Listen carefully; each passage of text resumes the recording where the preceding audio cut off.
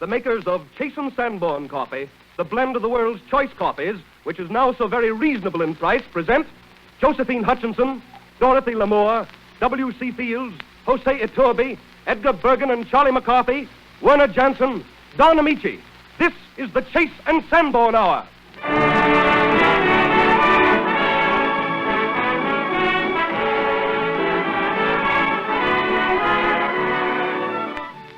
This is the Chase and Sanborn Hour, and this is Don Amici bidding a hearty welcome to Jose Iturbi, who is one of the great pianists of our day, and to Miss Josephine Hutchinson, whose many outstanding performances in the New York theater won her an immediate place among the brightest stars in pictures.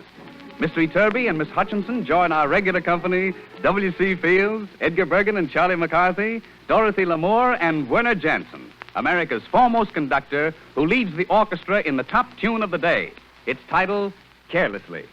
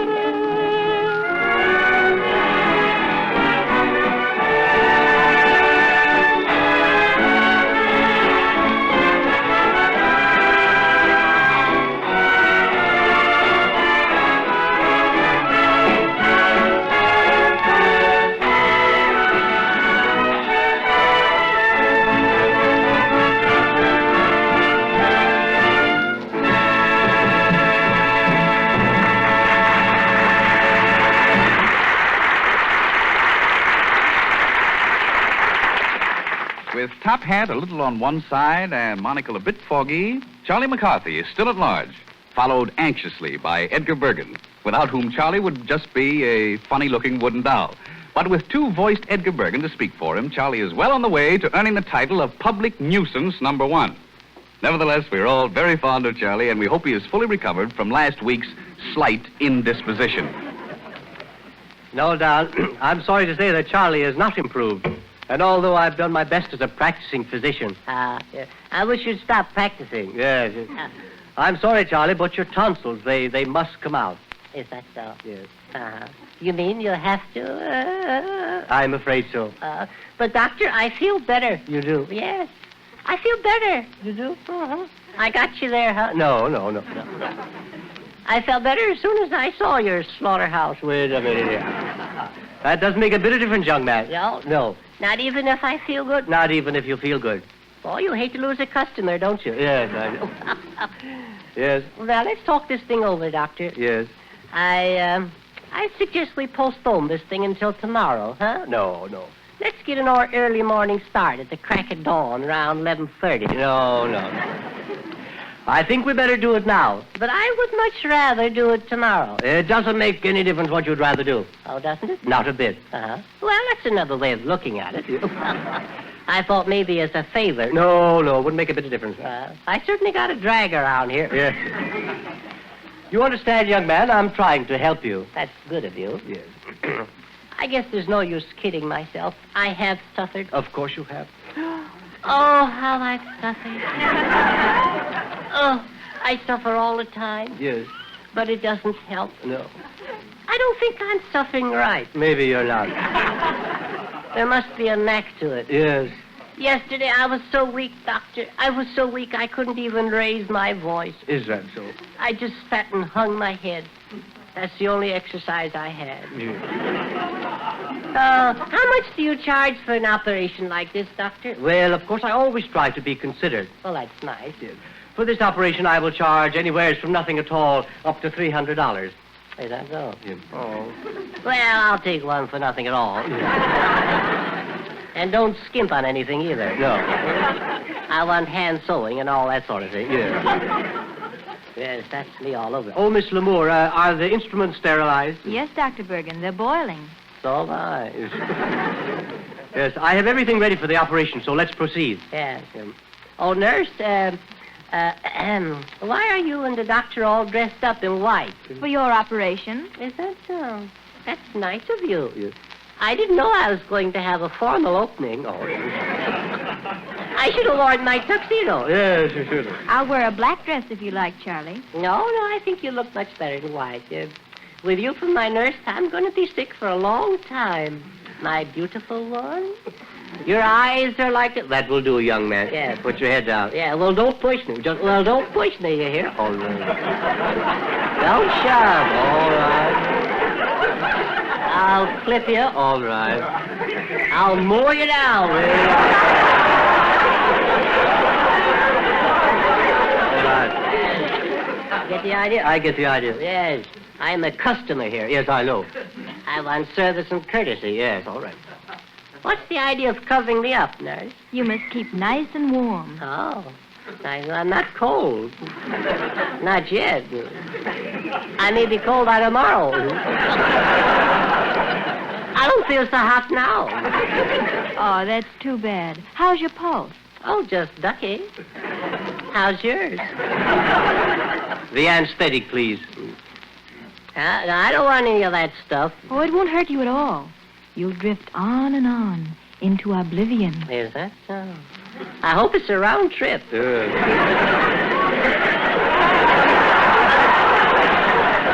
Now, don't forget to count every time you take a breath. Yeah, I'll fool you. I won't breathe. Oh, doctor. Yes, Charlie? If the worst should come to the worst. Yes. If I should decease her. Yes. Would you see that Skinny Dugan gets my bicycle? Oh, I see. If you die, you want to leave your bicycle to Skinny Dugan. Yes. He's my pal. Well, I shall see that Skinny will get your bicycle. Yes. What? Well, of course.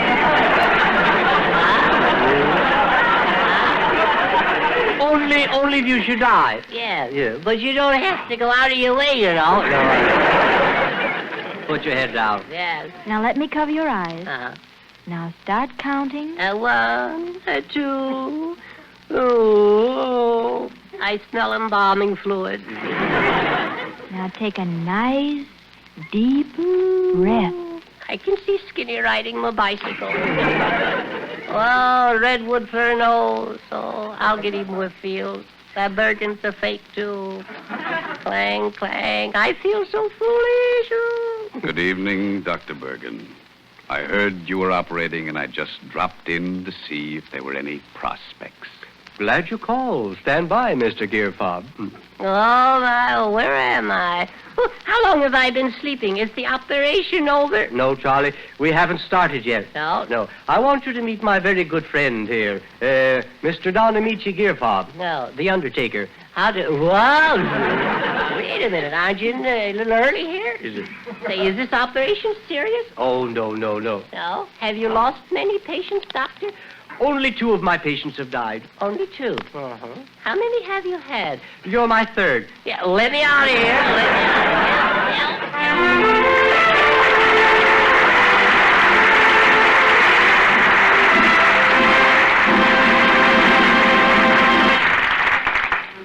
Few men so young are as famous in the world of music as Jose Iturbi. He's played concerts in every quarter of the globe, conducted nearly all of the world's leading symphony orchestras, and is one of the greatest pianists alive today. We consider it an honor and are very happy indeed to present Jose Iturbi playing a piano solo written by one of his countrymen, Manuel de Falla, the stirring ritual fire dance. Jose Iturbi.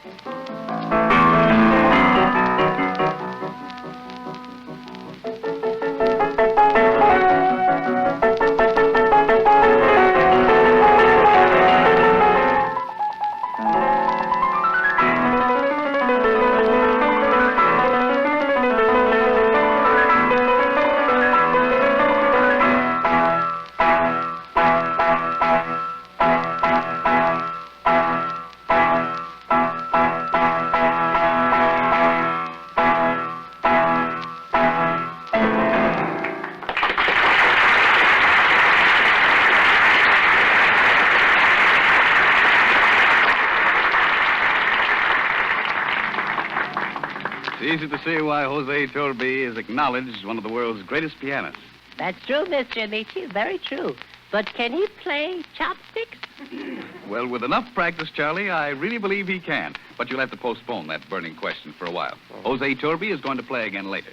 Yeah, I'll postpone, but I'll ask you, betcha. Yes, I bet you.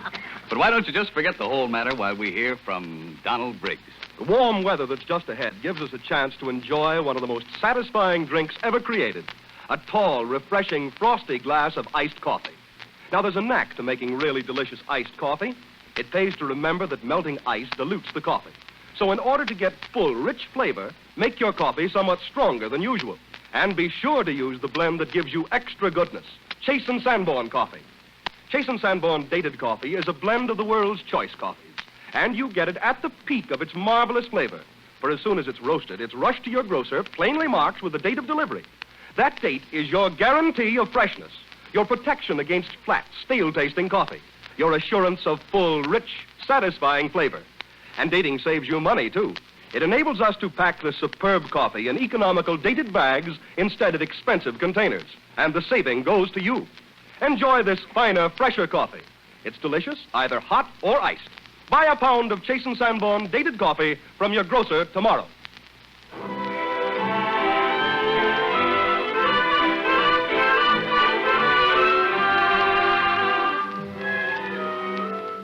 A swell song is always a swell song. But when Dorothy Lamour sings it, somehow it sounds, well, even sweller. That's because Dorothy's vivid personality is in everything she does, whether she's playing a dramatic part before a movie camera or singing a popular song like Beginner's Luck. I've got beginner's luck. The first time that I'm in love with you. Gosh, I'm lucky. I've got beginner's luck. There never was such a smile or such eyes of blue. This thing we've begun is much more than a pastime, for this time is the one where the first time is the last time. I've got beginner's luck, lucky through and through, 'cause the first time that I'm in love with you.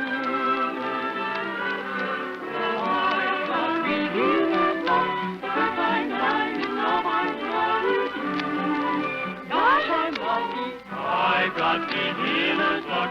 There never was such a smile or such eyes of blue. Gosh, I'm fortunate, oh.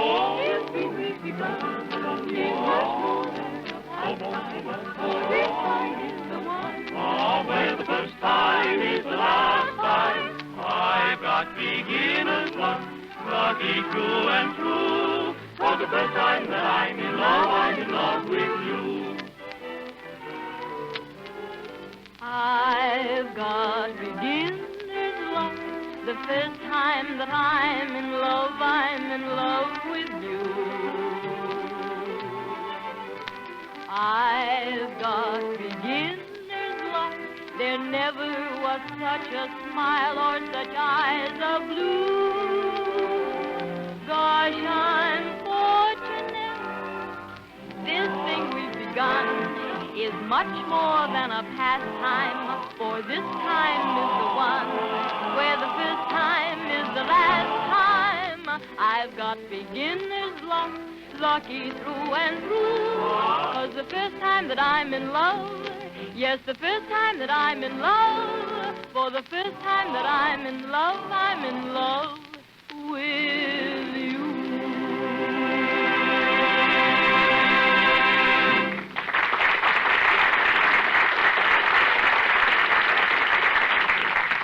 Mr. Amici, when am I going to get to talk to Jose Iturbi about playing chopsticks? Now, please, Charlie, not now. Only a little while ago, at the Civic Repertory Theater, New York, Josephine Hutchinson won the hearts of even the stoniest critics with her beautiful performances and her ability to step from Russian tragedy into the low-heeled slippers of Alice wandering through Wonderland. For us, Josephine is going to play the part of Kitty Vane in The Dark Angel. I'm going to play her sweetheart, Alan Trent. And I think no one could ask for a lovelier, more appealing Kitty Vane than Miss Josephine Hutchinson. Thank you very much, Don.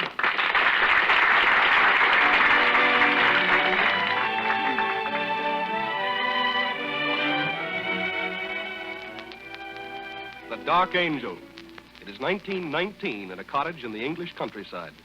Alan Trent, who lost his sight in the World War, is sitting alone in his room when the landlady's children knock at his door. Yes? May we come in, Mr. Trent? Oh, no. Why? I don't Come want on, to. Sadie Cat. My brother wanted to look at you, Mr. Trent. He's never seen a blind man. Oh, are you cross with us? No, no. No, look at me by all means. Oh. I'm glad I'm amusing. Why now, what's all this? Oh, now don't cry, please, please. Here, where is that handkerchief? Here we are, there now. You're little Miss Gallup, aren't you? Yes, and this is my brother, Joe. How do you do? It was kind of you to come and see me. Shall we sit down? There's a big chair somewhere around. It's over here, sir. We'll pull it up for you. Oh, thanks. I thought you were angry. You weren't, were you? No, Betty. I'm never angry with little boys and girls. You know, I write books for boys and girls. You do? Yes. I once had 2 boys and girls myself. Make-believe boys and girls. Just for a few minutes. You did? Only for a few minutes? Yes. But that was a long time ago. It was at a little inn in Folkestone. You see, I was going to the war, and I was saying goodbye to someone I loved very much.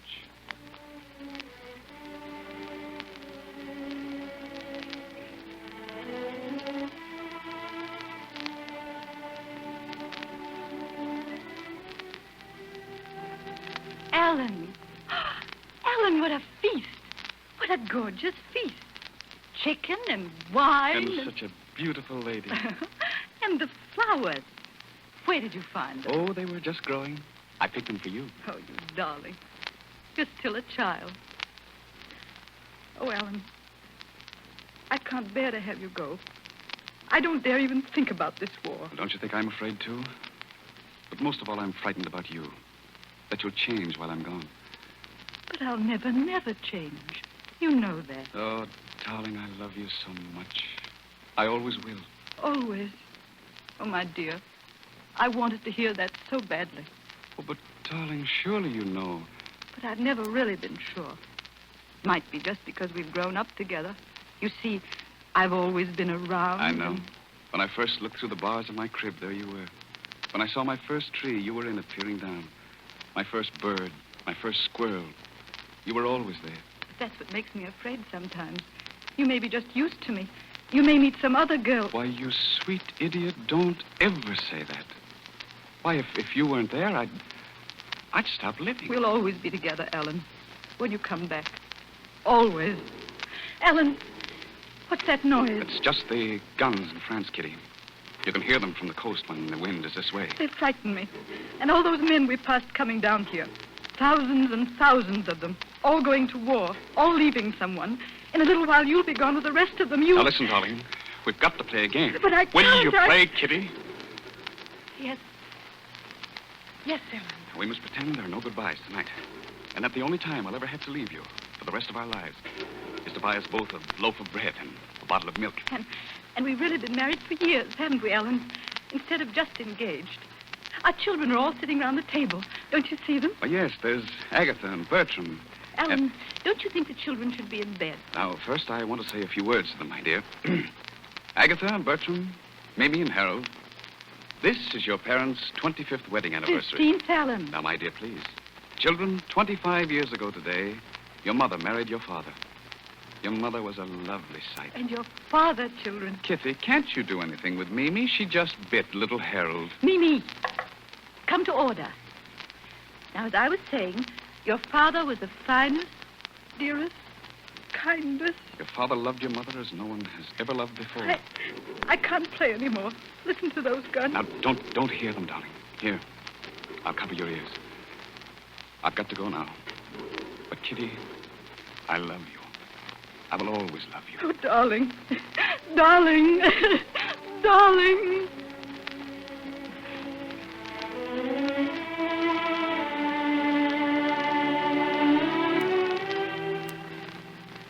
But you loved your children, didn't you, Mr. Trent? Even if you only had them for a few minutes? Yes, I love them very much.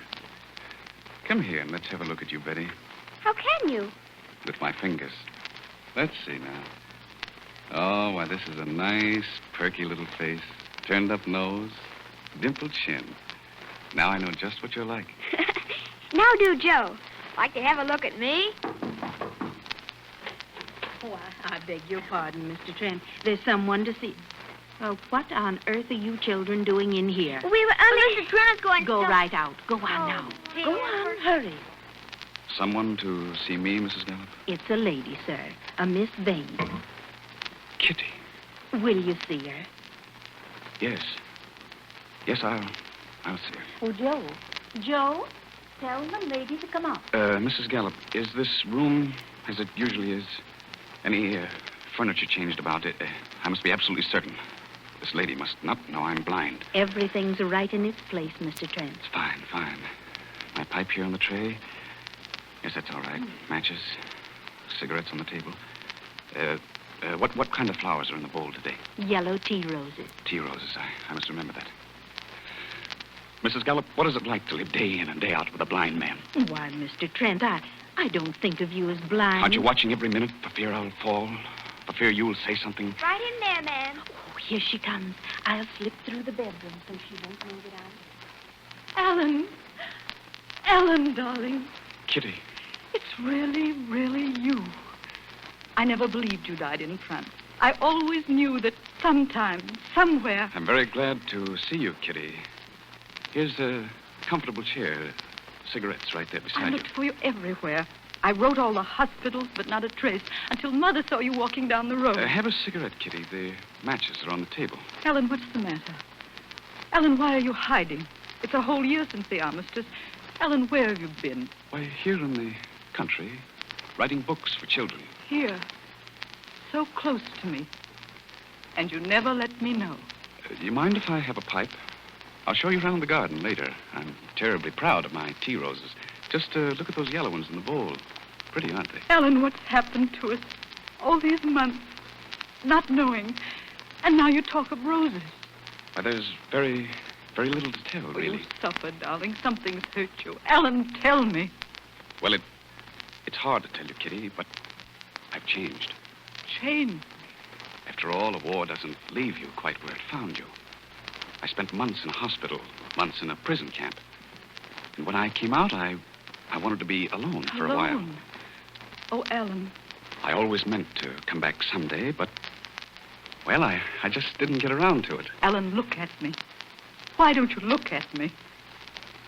You stopped loving me. Is that it, Ellen? I love you, Kitty. But in a different way. I see. I understand. Forgive me, Ellen. I've been making it difficult for you. I should have known that things wouldn't be the way they were. This means we won't see each other again. It would be better if we didn't, Kitty. Very well. But before that happens, Ellen, I want to tell you that I loved you then.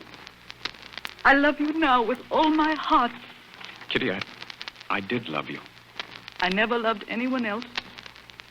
I never will. Goodbye, my dear. I won't bother you again. Goodbye, Kitty.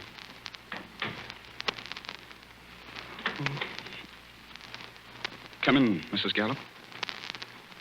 She's gone. And she never guessed. I think I managed very well. But I'm very, very tired. Mrs. Gallup. Are you there? Who is it? Who's standing there? Ellen. Oh, my darling, my darling.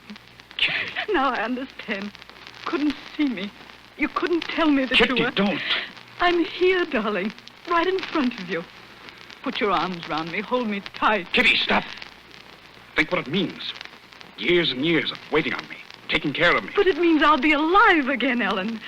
How could you know me so little? I'm blind, Kitty, blind. Worse than a baby to take care of. You'll never be alone again, darling. Wherever you are, I'll be with you. Always. Always.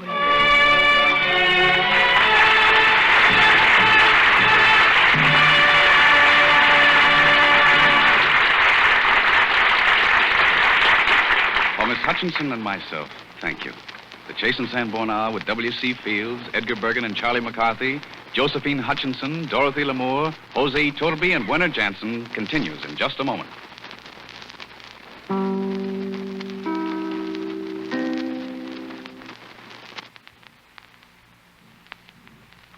Bum, bum, bum. Can you hear me, Mother? Oh, now, Mr. Amici, you know, chopsticks, Iturbi, yes, no? No, I'm sorry, not now, Charlie. Later. Werner Jansen and his orchestra play a medley of songs written by a man whose gift for appealing melody never fails, Irving Berlin. For years, we've listened to his tunes, danced to them, asked for them, and looked forward to them. And I'm sure you'll recognize your old favorites and some new ones, too, in the Berlin Fantasy.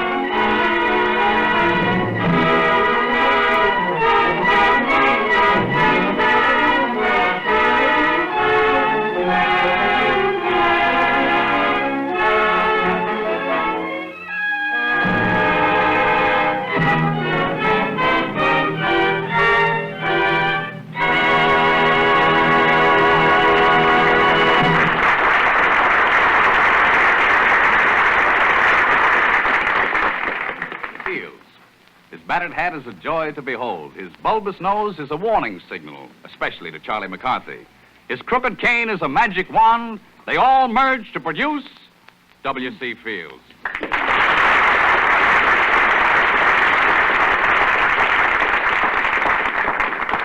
Well, how you feeling, Bill? I'm feeling fine, Don. I just finished reading the synopsis of my new picture, The High Cost of Dying. They're making it over... Now, please, Bill. You must absolutely refrain from using any names on this program. I got a letter today from Chase, well, you know who I mean. Yeah, Chase, I know. Did Sanborn right? I got a letter from the both. I'll read it to you. There it is. Mr. W.C. Fields, Esquire. Care of Townsend Club. Idlewild Lodge, local number 6, Cucamonga, California. Now, please, Bill, do you have to read all that? Oh, just a moment. Dear W.C. Bill, there's no use going any further. Yeah, that's far enough, yeah. We're calling your attention to your remarks of the 29th ultimo, which requires will be forced to communicate with you prior to the 6th Proximo. What's all this ultimo Proximo business? I don't know, and I don't care. Oh, so you won't be dragged into it, eh? Yes, Chase and Sanborn. Now, Bill, please. I'm still reading. Paramount. I guess there's no way to put a stop to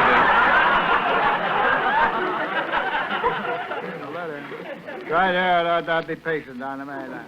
In conclusion, we tell you, all we seem to hear from you each week is Paramount, Paramount, Bill, Paramount. Bill, listen. Yours most respectfully, Chase and Sanborn. That's over with. P.S. Please remember. Oh, now, Bill, this name business is growing into elephantine proportions. Oh, yeah, that reminds me. Did I tell you the story about the elephant? Yes, Bill. Yes, you talked about that elephant picture last week and exhausted the subject completely, and me too. Did I tell you about scurvy breaking out amongst the extras? Yes, you did.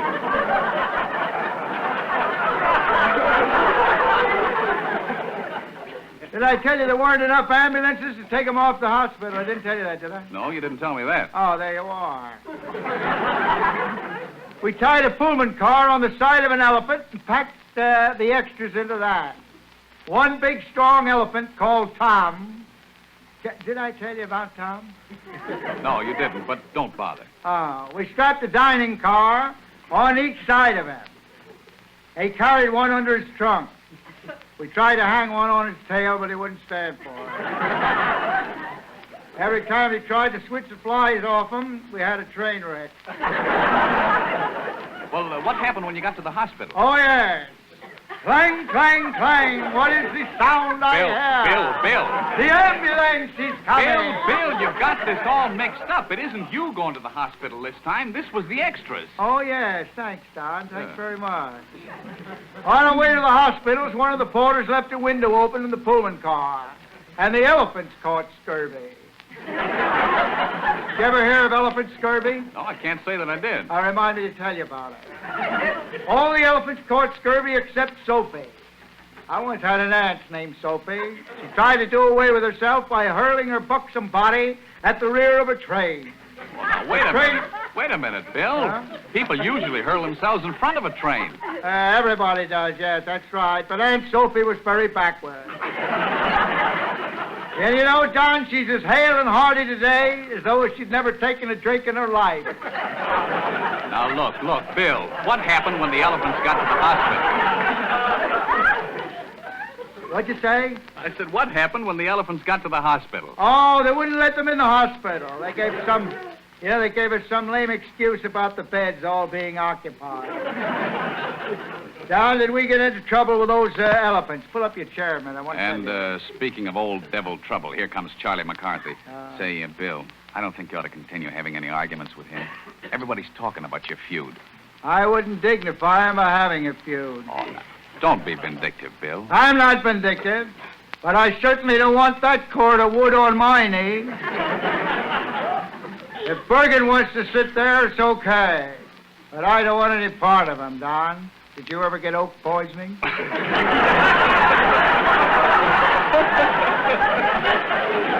No. Now, I'll look out for that guy. Bill, I really believe he... Oh, don't talk nonsense. You'll get people to thinking I don't like the rat. Bill, will you shake hands with him? And get splinters in my fingers?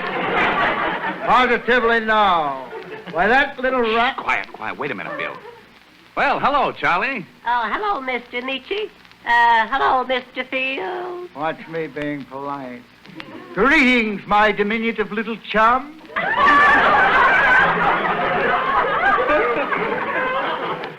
I trust you are feeling fit this evening? Oh, thank you, Mr. Fields. I hope you're feeling fit. I am, fit to be tied. Well, Mr. Fields, I brought you a bouquet of flowers. What's he talking about now? As a token of my friendship, a little nosegay. Here it comes. I hope you'll like it. I've taken enough from that guy. Why, what's the matter, Bill? Look at that nosegay. Dog blossoms, poison ivy, and redwood for a nosegay. Redwood for a nosegay, and an ample bit of it, too. Go away, or I'll throw a grub on you.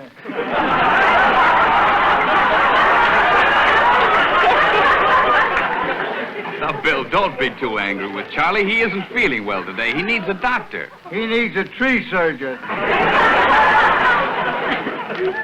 He didn't know when I was reading to Dorothy Lamar about burning of redwood at the opening of the new San Francisco Bridge. I heard him say, Fields better keep his nose out of that. Go away, leprosy. Now, did I ever tell you the director of our picture got leprosy? No. Yeah, they sent him to Molokai. We had to keep the extras on at half salary. The extras at half salary? Yeah, for 18 years. Pending the director's recovery. Well, did he ever recover? Oh, yes. The day he got back, the extras formed a group, making a welcoming speech and presented him with a fitted portmanteau. That means traveling bag. Yes, I know. I thought you did. Did I ever tell you about my grandmother's portmanteau? This was my grandmother on my father's side. She was on his hip for years. A great companion. She was a drunkard, too. Bill, they gave the director a portmanteau. Oh, yeah, you know about it, eh? No, I'm merely quoting you. Oh, they gave him a completely fitted portmanteau, a grip, satchel, cabba, keister, you know. Yeah, I know, Bill. Are you Well, going it was on? fully equipped with sleeping shoes, Eskimo mucklocks, folding golf clubs, a wire-haired brush, a wire-haired terrier to match, an old-fashioned razor, a set of dueling pistols, and a picture of the great commoner, William Jennings Bryan. Imagine the extras putting together their little mite to show their gratitude and regard for that director. Yeah, they also gave him a letter in a lavender envelope, fully scented, demanding double pay and leprosy insurance. Well, that was only fair. But now comes the interesting part of the picture. Two elephants. Excuse me, Bill. One is the Excuse me, bell Bill. and Just the a other minute. is the thing. I'd like you to meet Miss Hutchinson. Oh, yes. How do you do, Miss Hutchinson? How are you? Two elephants, Bill. What? This is Miss Josephine Hutchinson. This is Mr. Fields, Miss Hutchinson. How do you do, Mr. Fields? Oh, yeah. How are you? Two elephants, Tom. Bill. You know Josephine, don't you? Oh, yes. I knew Napoleon, too. My father owned two skeletons of Napoleon. Yeah, I know.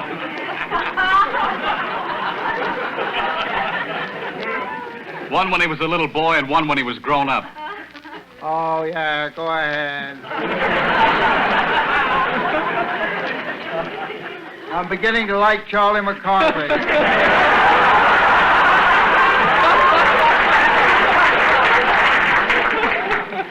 Well, anyhow, you ought to know Josephine Hutchinson. Remember that grand performance she gave as Alice in Alice in Wonderland? Oh, yes. How are you, Alice?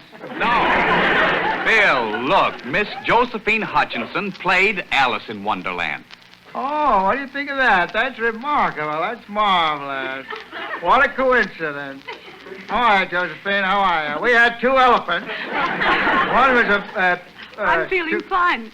I wish you were the same. Yeah, I wish I could, too. I had two elephants once. Yeah, I know you had two elephants. But, Miss Hutchinson, how about that famous Jabberwocky poem that Lewis Carroll wrote in Alice in Wonderland? We'd like to hear that, wouldn't we, Bill? Speak for yourself.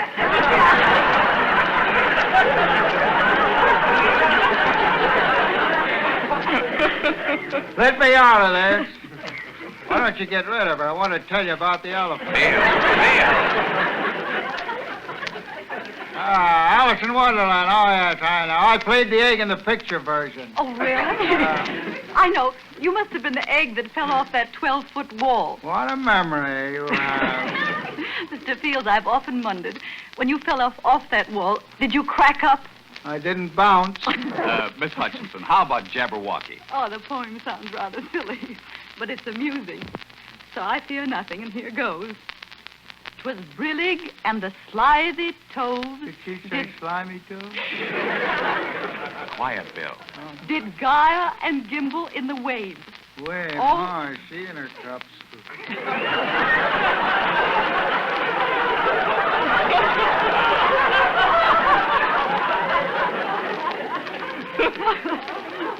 All mimsy were the borogoves, and the mome ras outgraved. Beware the Jabberwock, my son. Why don't The you stop her? She's had too much liquor in her coffee. That's wonderful, Mr. Henderson. Wonderful.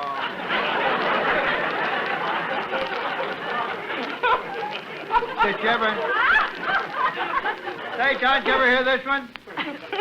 Bruley cob, brittle cob trove, crab cruer, Trilly O'Brab, Mock McCrure draw, Freebie Krantz, broom.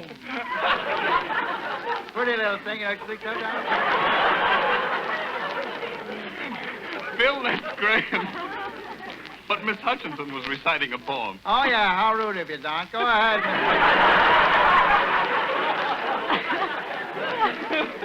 Send a relation to that Hutchinson, Topeka, in Kansas. Beware the jub bird and shun the frumious bandit. That reminds me of an incident that happened when I was in the Himalayas.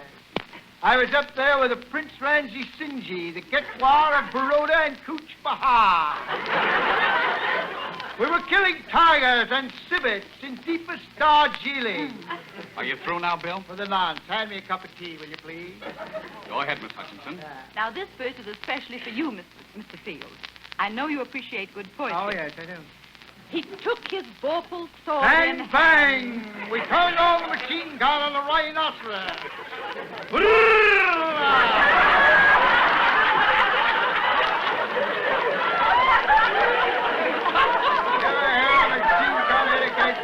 Long time the manxome foe he sought. The bullet struck against the rhinoceros' thick hide and nonchalantly dropped to the ground. So rested he by the tum-tum tree. The rhinoceros looked up at us with a grateful smile, licked up the bullets with her great big tongue. And stood a while in thought. And so she licked the bullets up with her big tongue. She thought we were feeding her Russian caviar. And as in uffish thought... Royal caviar, the Jabberwock Thank you, with eyes Josephine. aflame came Thank you. whistling through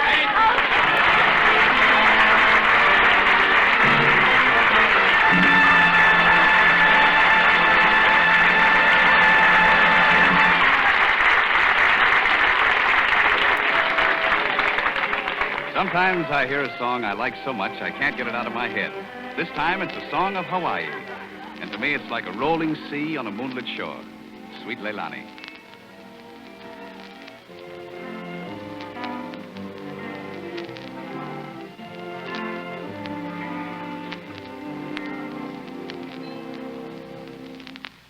Sweet Leilani, heavenly flower, nature fashioned roses kissed with you. And then she placed them in a bower. It was the start of you. Sweet Leilani, heavenly flower, I dreamed of paradise for two. You are my paradise completed. You are my dream come true.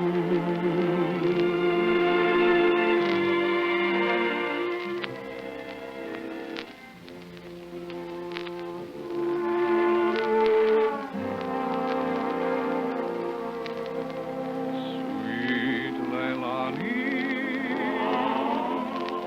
heavenly flower, nature passion roses kissed with dew.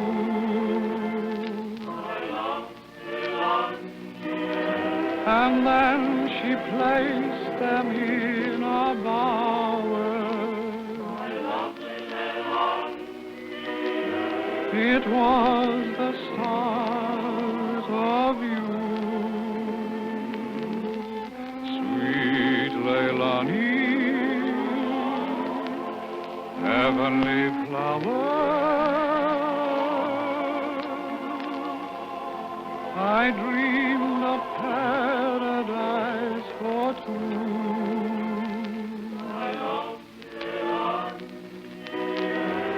You are my paradise completed.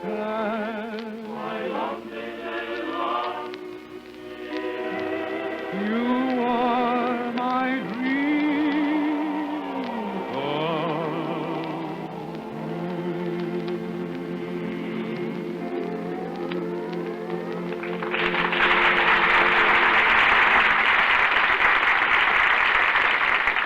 Every summer, iced coffee becomes more and more of a favorite as a warm weather drink. But when you make it, please remember that unless you're careful, melting ice can dilute the flavor. So take two precautions. Measure your coffee a little more generously than usual, and be doubly sure to use the blend that has a richer, fuller flavor, Chase and Sanborn coffee. This blend of the world's choice coffees is guaranteed fresh and full-flavored by our dating and rapid delivery plan. As soon as it's roasted, we rush it straight to your grocer, clearly marked with the delivery date, so you always get Chase and Sanborn dated coffee at the peak of its marvelous flavor. What's more, dating does away with the need for costly containers. Instead, we use an economical dated bag that saves you money. Enjoy this delicious coffee often, hot or iced. Buy a pound of Chase and Sanborn dated coffee from your grocer tomorrow.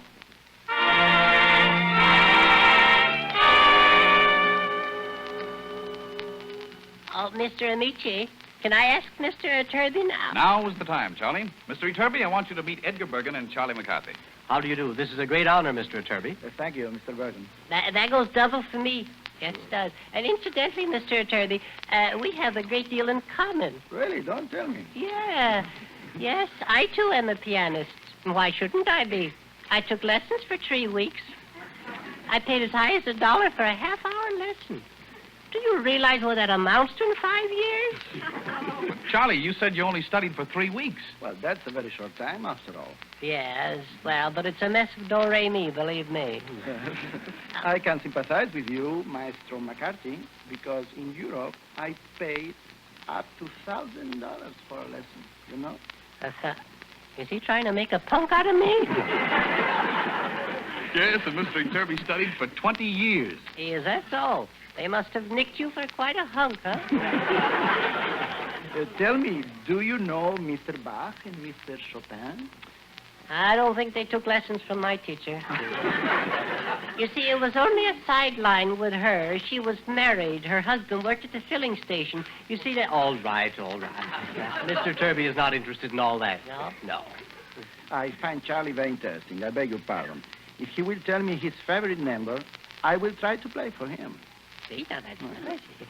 Well, I don't want to embarrass you, Jose. Will 4 sharps for you?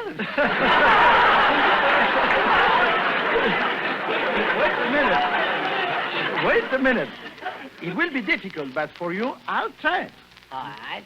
My favorite number is chopsticks. I used to knock 'em in the aisles with that number. All right, but may I suggest Parsifal without the orchestra or with the orchestra? Yes, you may suggest it, but I still want chopsticks. And then there's Tchaikovsky's Symphony Pathétique. Yes. Gentlemen, my mind is made up. It's chopstick, and I'm not to be dickered with. Why must you be so rude, Charlie? I haven't forgotten that $1,000 lesson crack he made. Oh, I see. And I don't think he can even play chopsticks. If any man, not to mention any names, if he can play it, I think he should come right out and say so rather than beat around the piano. All right, okay. I accept. I'm going to play for you, chopsticks, but may I ask you, in which key do you prefer? Which, getting technical, huh? Well, Charlie, you've asked for it, and you're going to get it. Jose Iturbi plays chopsticks.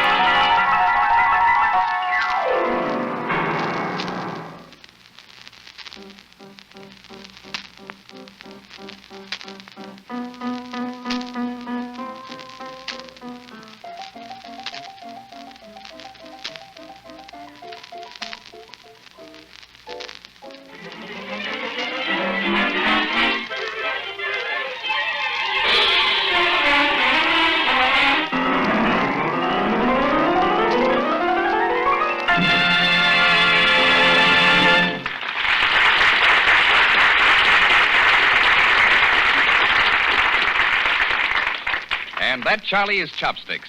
I've been framed, that's what I've been. Yes, frankly, Charlie, you were. And the framers were Werner Jansen, who made that great musical arrangement, and, of course, Jose Iturbi at the piano. Next Sunday at the same time, W.C. Fields, Edgar Bergen, and Charlie McCarthy, Dorothy Lamour, Werner Jansen, and I will have as our guests Ray Middleton and Constance Bennett. Until then, this is yours sincerely, Don Amici, saying au revoir.